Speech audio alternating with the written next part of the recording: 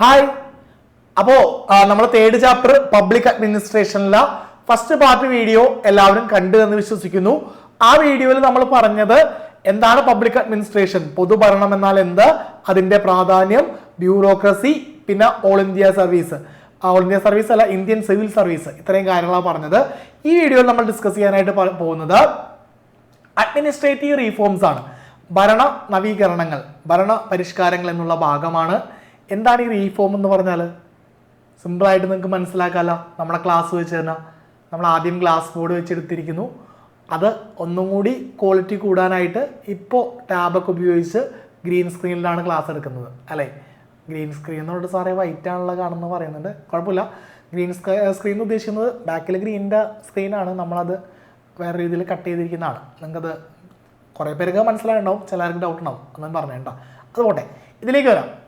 അപ്പോൾ അതൊരു മാറ്റമാണല്ലേ, നല്ല മാറ്റമല്ലേ, അതുകൊണ്ട് നിങ്ങൾക്ക് ഗുണമല്ലേ ഉണ്ടായത്. അപ്പോൾ അതാണ് റീഫോം എന്ന് ഉദ്ദേശിക്കുന്നത്, മാറ്റം കൊണ്ടുവരാം, നല്ല മാറ്റം കൊണ്ടുവരാം എന്നുള്ളത്. ഓക്കെ, അപ്പോൾ അങ്ങനെ ഗവൺമെൻറ് അഡ്മിനിസ്ട്രേഷൻ രംഗത്ത് കൊണ്ടുവന്നിരിക്കുന്ന റീഫോംസിനെ കുറിച്ചാണ് നമുക്ക് പഠിക്കാനുള്ളത്. പ്രധാനമായിട്ടും 6 എണ്ണമുണ്ട്. പ്രധാനമായിട്ട് എത്ര എണ്ണമുണ്ട്? 6 എണ്ണമുണ്ട്. 6 എണ്ണത്തിൽ 2 എണ്ണമാണ് ഞാൻ പറയാൻ ഉദ്ദേശിക്കുന്നത്. 6 എണ്ണം ഏതൊക്കെയെന്ന് സാർ പറയാം. ഒന്നാമത് ഇ ഗവേൺസ് ആണ്. രണ്ടാമത്തെ റൈറ്റ് ടു ഇൻഫോർമേഷൻ, വിവരാവകാശം.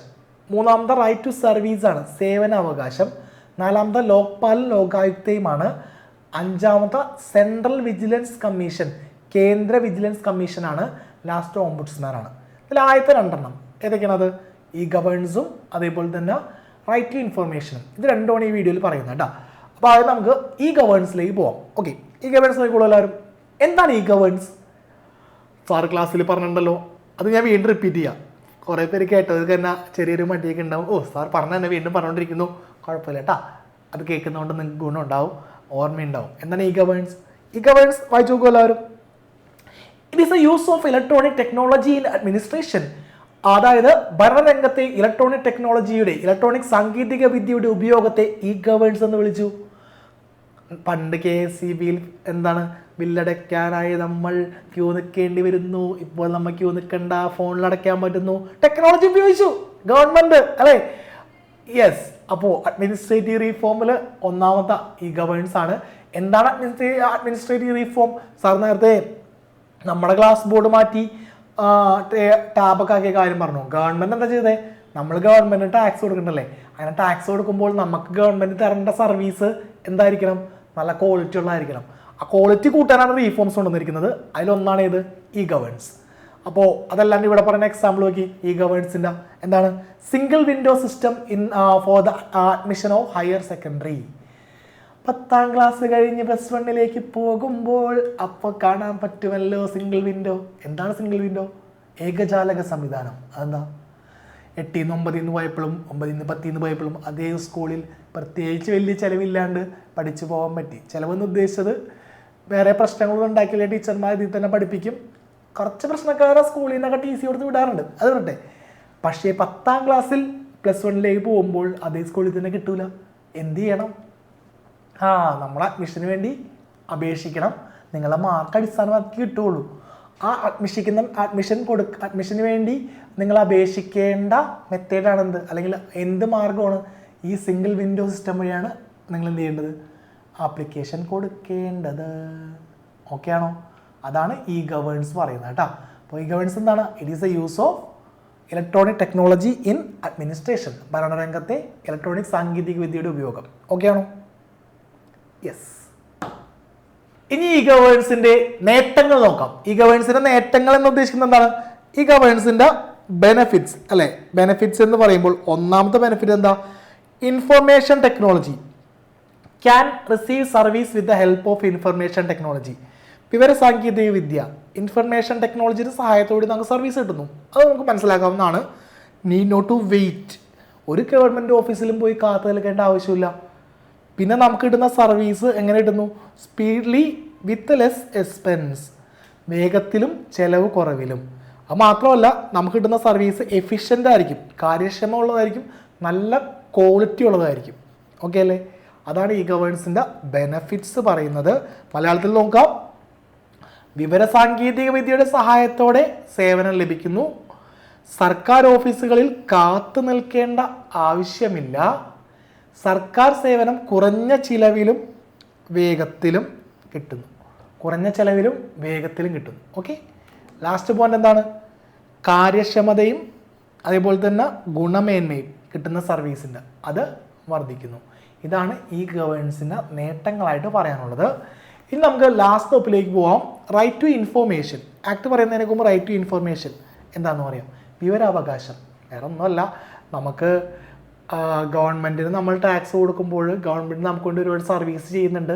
ആ ചെയ്യുന്ന സർവീസുകളെക്കുറിച്ച് അറിയാനുള്ള അവകാശം, ഗവൺമെൻറ്റിൻ്റെ പ്രവർത്തനങ്ങളെക്കുറിച്ച് അറിയാനുള്ള അവകാശം ഇന്ത്യയിൽ ഓരോ പൗരനും ഉണ്ട്. വേണ്ടേ അത് നമ്മൾ അറിയുന്നത് എന്ത് വഴിയാണ്? ഈ വിവരാവകാശ രേഖ റൈറ്റ് ടു ഇൻഫർമേഷൻ വഴിയാണ്. അത് നമുക്ക് ഉറപ്പാക്കി തന്ന ആക്റ്റാണ് ഏത്?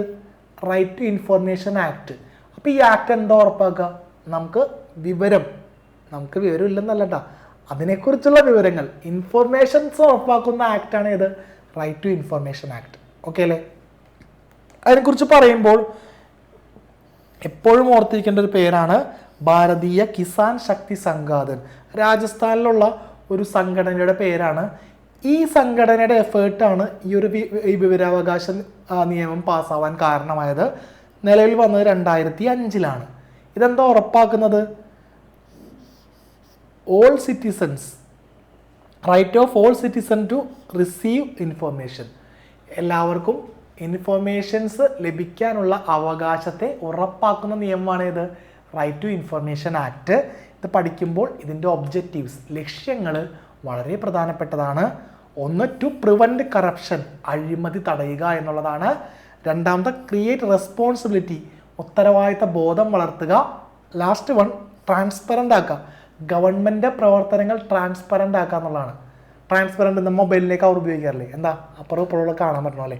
ഗവൺമെൻറ് പ്രവർത്തനങ്ങൾ ഒരു മറയില്ലാതെ മനസ്സിലാക്കുക, ട്രാൻസ്പെറൻറ്റ്, സുതാര്യമാക്കുക എന്നാണ് പറയുന്നത്. ഓക്കെ, പിന്നെ ഞാൻ ചോദിക്കട്ടെ, നിങ്ങളിങ്ങനെ റൈറ്റ് ടു ഇൻഫർമേഷൻ ആക്ട് പ്രകാരം ഒരു വിവരം കിട്ടാൻ വേണ്ടി ഒരു അപേക്ഷ സമർപ്പിക്കുകയാണ്, വിവരാവകാശ രേഖയ്ക്ക് ഒരു അപേക്ഷ വയ്ക്കുകയാണ്. നിങ്ങൾക്കത് കിട്ടിയില്ലെന്ന് വിചാരിച്ചു, അത് റെസ്പോൺസിബിളായ ഉദ്യോഗസ്ഥൻ നിങ്ങൾക്ക് തന്നില്ല, എന്ത് ചെയ്യും?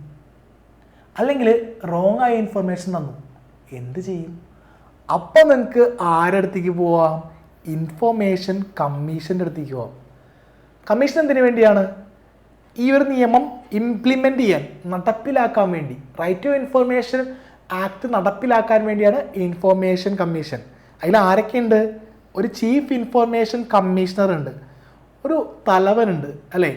Not more than 10 members, not more than 10 members, 10ൽ താഴെ അംഗങ്ങളുണ്ട്. എപ്പോഴാണ് ഇൻഫർമേഷൻ കമ്മീഷനെ സമീപിക്കുക?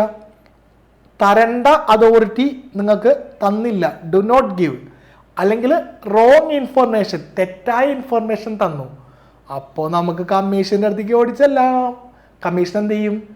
റെസ്പോൺസിബിളായ ആൾക്ക് എന്നാണോ ഇൻഫർമേഷൻ തരുന്നത് അതുവരെ 250 രൂപയുടെ ഒരു ഫൈൻ ഏർപ്പെടുത്തും. ഓക്കെ, അഡ്മിനിസ്ട്രേറ്റീവ് റീഫോമിൽ ബാക്കിയുള്ള കാര്യങ്ങൾ നിങ്ങൾ നോക്കാം. പ്രധാനപ്പെട്ട ഈ ചാപ്റ്ററിലെ പോയിന്റ്സ് എല്ലാം നമ്മൾ ഡിസ്കസ് ചെയ്ത് കഴിഞ്ഞു.